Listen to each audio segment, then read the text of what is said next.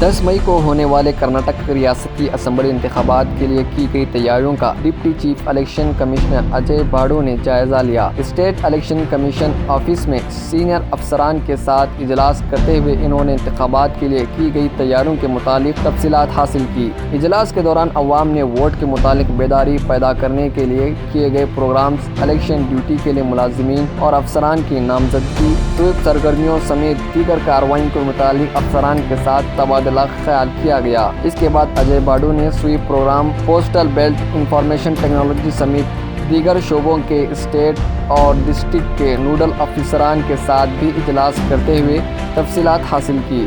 اس دوران باڈو نے ریاست کا سب سے بڑا اسمبلی حلقہ رکھنے والے برہت بنگلور مہانگر پالیکے BBMP کے متعلق تفصیلات حاصل کی۔